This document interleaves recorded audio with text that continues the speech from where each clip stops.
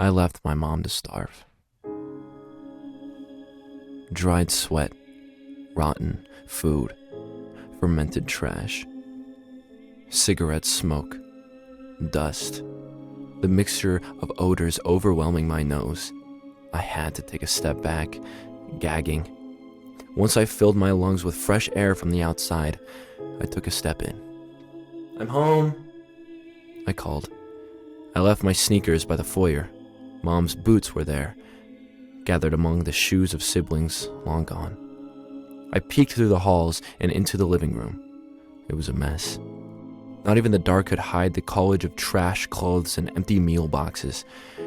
There was a tricycle next to my couch, tiny and colorful. Though children hadn't inhabited this place in almost a decade, Mom had covered the windows with aluminum foil and newspaper.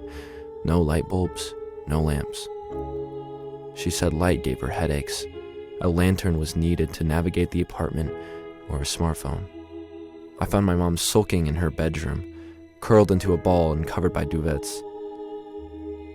"What took you so long?" Mom's voice was high-pitched and with a well-developed vocal fry. It resembled the creakiness of a rusty door hinge. I lowered my phone's light. "I told you, I went to Emma's bachelorette party." "You didn't tell me a thing!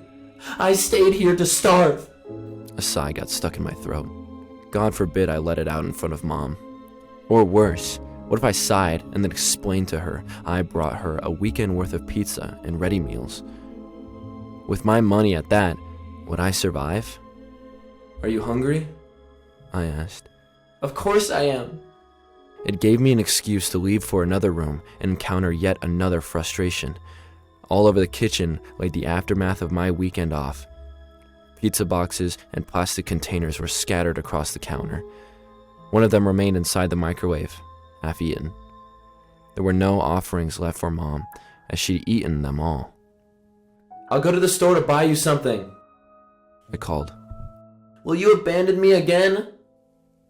She accented every syllable with spite.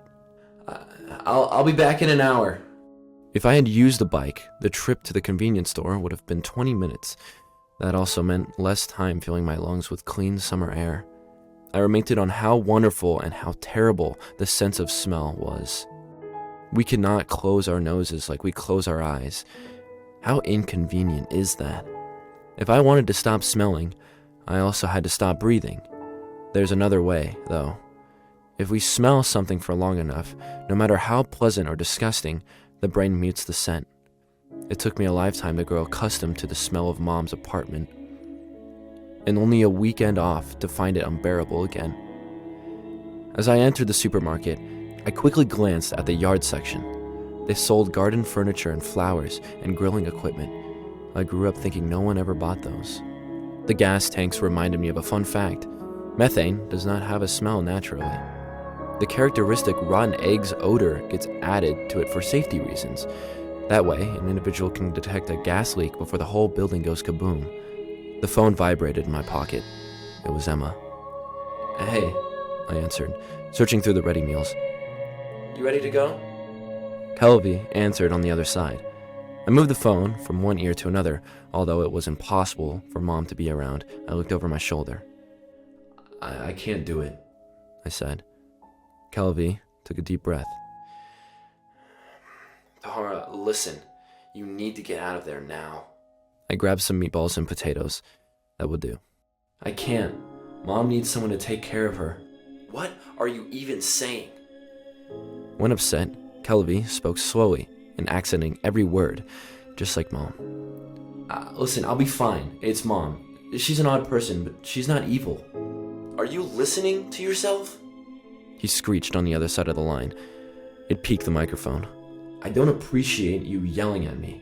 I was on the shopping line. Only 2 people stood in front of me, but this was a minuscule town. Everyone knew everyone's faces. What if they had heard Kelvy losing it over the phone? "And what do you want me to do?" At least Kelvy lowered his voice a little bit. "You're speaking nonsense. She ate Nina. She didn't." I scoffed, then lowered my voice to a whisper.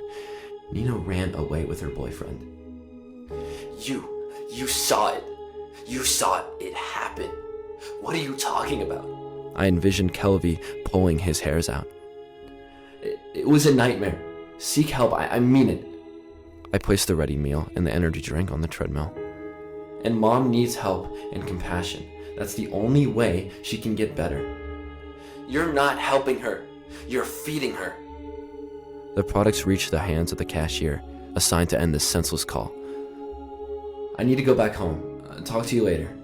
No, you're... I hung up with Kelvy mid-sentence. I packed my purchases and walked home. Him screaming caught me off guard. It hurt a little. We had a great bachelorette together.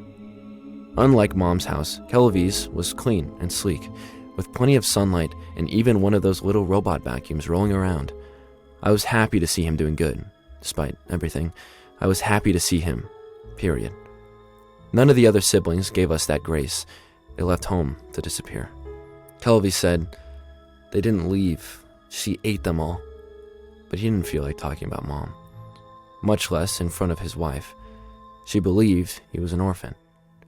I shook off the memories of our weekend together, left them at the door along with the prospect of fresh air. One deep breath, and I was ready to go back to Mom. As I microwaved the meal, I realized I'd forgotten to buy something for myself. Too late to go back to the store, however. I went to sleep hungry. A bad idea. Hunger's always brought nightmares. Hungry Mom always brought nightmares.